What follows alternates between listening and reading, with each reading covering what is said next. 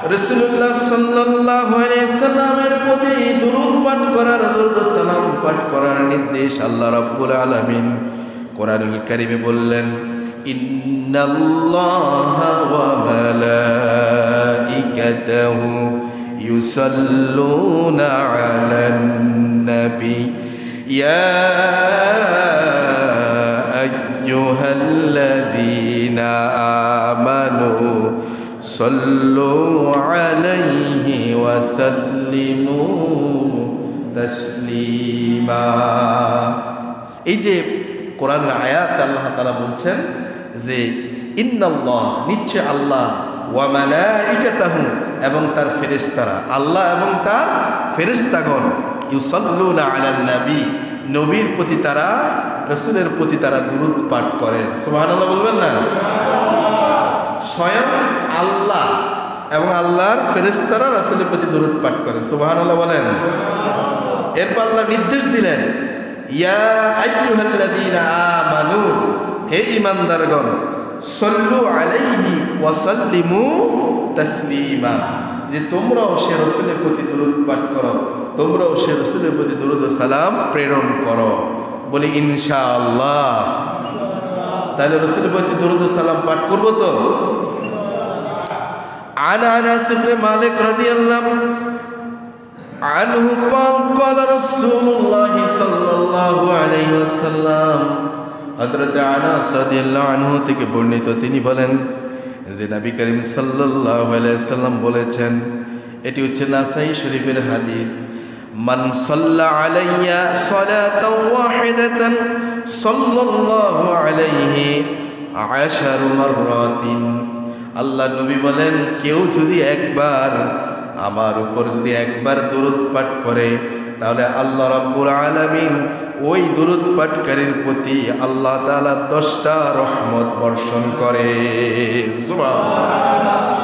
চিন্তা করেন, কত সময় আমরা দোকানে বসে থাকি, হোটেলে বসে বসে গল্প করি, চার স্টলে বসে বসে অন্যের সমালোচনা করি, কিন্তু রাসূলের প্রতি দুরূদ পাঠ করার সময় আমার হয় না, আমি এত ব্যস্ত।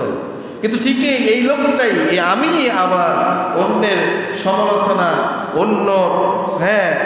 অন্যকে নিয়ে নানান কথাবার্তা বা আরেকজনের কাছ থেকে কথাবার্তা, বিভিন্ন ভাষা কথাবার্তা শোনার জন্য ঘন্টার পর ঘন্টা চার স্টলে হোটেলে আমরা বসে থাকি, বাস টার্মিনালে বিভিন্ন জায়গায় আড্ডা দিই, কিন্তু দেখা যায় আমরা রাসূলের প্রতি দুরূদ পাঠ করার সময় আমরা পাই না। অথচ সেই জায়গায় বসেও আমরা রাসূলের প্রতি দুরূদ পাঠ করতে পারি।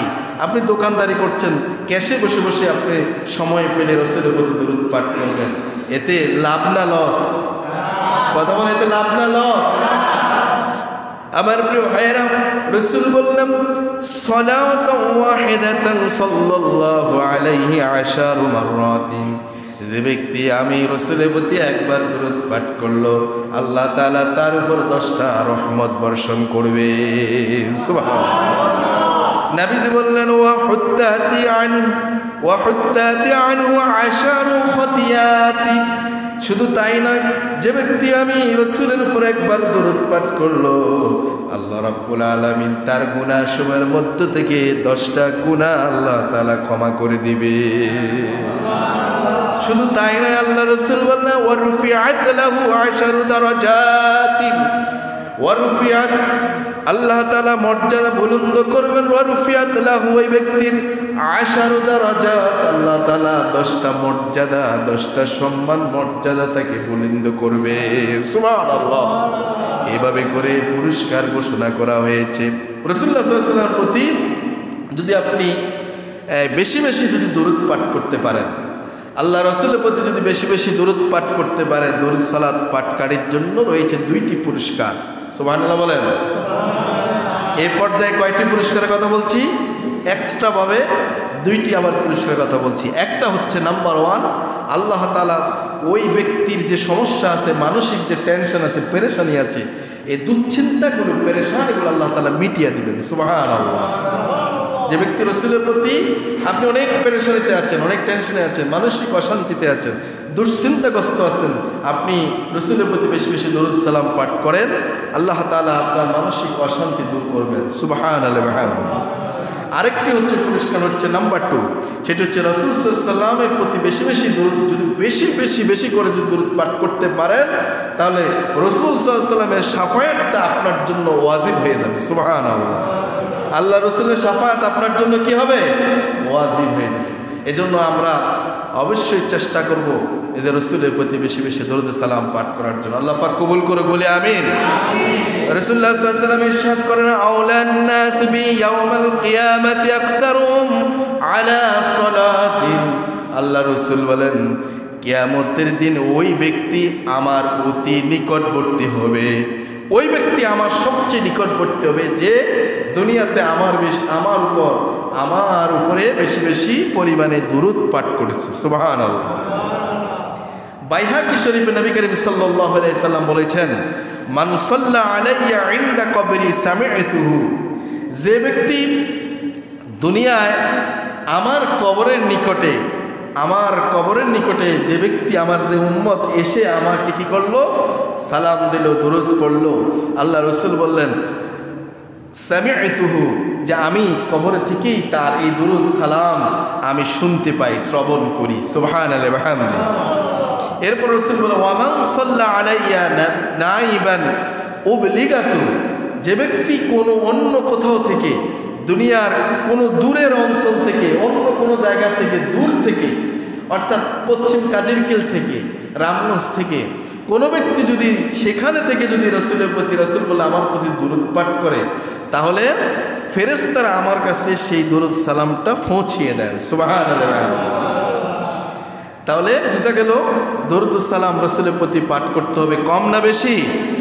নবী করিম সাল্লাল্লাহু আলাইহি সাল্লাম ইরশাদ করেন, মান সাল্লা আলাইয়া ইয়াউমাল জুমআতি মিয়াতান মাররাতিন। নবীজি বলেন, যে ব্যক্তি জুম্মার দিনে, কোন দিন? সবাই বলেন কোন দিন? আজকে কোন দিন? জুম্মার দিনে যে ব্যক্তি রাসূলের প্রতি, রাসূল বলে আমার প্রতি যে ব্যক্তি জুম্মার দিনে 100 বার দুরূদ পাঠ করবে। কয়বার? 100 বার। বলেন কয়বার? 100 বার দুরূদ পাঠ করবে। রাসূল বললেন, গুফিরাত লাহু খাতিয়াতাহু 80 সানাতান। আল্লাহ রাব্বুল আলামিন ওই ব্যক্তির পূর্বের 80 বছরের গুনাহ আল্লাহ তাআলা মাফ করে দিবে। এই আমলটা কয়জনে করছেন? আজকে করছেন কেউ? আলহামদুলিল্লাহ। ওই যে 2-3জন পাওয়া গেছে, বলি আলহামদুলিল্লাহ। ওনারা হয়তো আগ থেকেই জানেন যে জুম্মার দিনে বেশি বেশি দুরূদ পড়তে হয়, সূরা কাহাফ তেলাওয়াত করতে হয়, এরকম কিছু আমল আছে। তো ওনারা পালন করেছে। আল্লাহ তাআলা ওনাদেরকে এই বর্ণনা অনুযায়ী এই ওনাদের 80 বছরে, হয়তো 80 বছর হয় নাই, হয়তো 50 বছর, আল্লাহ তাআলা জীবনের গুনাহগুলোকে আল্লাহ তাআলা এই উসিলা মাফ করে দিক, বলি আমিন। আজ যারা করলেন না, আজকে আগামী জুম্মা থেকে আমল করবেন তো পারা যাবে তো ইনশাআল্লাহ। নবী করিম সাল্লাল্লাহু আলাইহি সাল্লাম বলেছেন, যে ব্যক্তি আমার প্রতি দুরূদ পড়তে ভুলে যায়, আমার প্রতি দুরূদ পড়তে বখিলতা করে, কৃপণতা করে, পড়তে চায় না, দুরূদ পড়া কি কেমন কেমন কেমন মনে করে, আমার প্রতি দুরূদ পড়তে ভুলে যায়, রাসূল বললেন, মনে রাখিও, স্মরণ রাখিও, এই ব্যক্তি জান্নাতের পথ সেদিন ভুলে যাবে। নাউজুবিল্লাহ। এজন্য রাসূলের প্রতি বেশি বেশি দরুদ পড়ব। আন ওমর ইবনুল খাত্তাব রাদিয়াল্লাহু আনহু قال إن الدعاء موقوف بين السماء والأرض حتى تصلي على نبيك।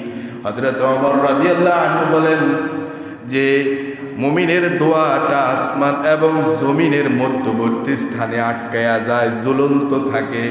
মুমিনের দোয়া যখন করে, কোন কোন মুমিনের দোয়া আল্লাহর কাছে পৌঁছে না, আসমান এবং জমিনের মাঝখানে ঝুলন্ত অবস্থায় থাকে। হযরত ওমর বলেন, বাইনাস সামাই ওয়াল আরদ, এটা আসমান এবং জমিনের মাঝখানে আটকা পড়ে যায়। হাত্তা তুসাল্লি আলা নাবিয়িক, যতক্ষণ না রাসূলের প্রতি দুরূদ ও সালাম পাঠ করা না হয়। সুবহানাল্লাহ। তার মানে রাসূলের প্রতি দুরূদ পাঠ করলে, রাসূলের প্রতি দরুদ সালাম পাঠ করে দোয়া করলে সেই দোয়া আর আটকে না, সেই দোয়া আল্লাহর কাছে পৌঁছে যায়। সুবহানাল্লাহ বলেন। প্রিয় ভাইয়েরা, এই যে বিক্ষিপ্তভাবে সংক্ষিপ্তভাবে কিছু কথা আমরা শুনলাম, এ থেকে বোঝা গেল যে রাসূলুল্লাহ সাল্লাল্লাহু আলাইহি ওয়াসাল্লামের প্রতি দরুদ ও সালাম পাঠ করা দরকার আছে না নাই? দরুদ পাঠ করব, সময় পেলেই আমরা চেষ্টা করব রাসূলের প্রতি দরুদ পাঠ করতে। আল্লাহ পাক আমাদেরকে তৌফিক দান করুন, বলি আমিন। আরো জোর বলি আল্লাহুম্মা আমিন।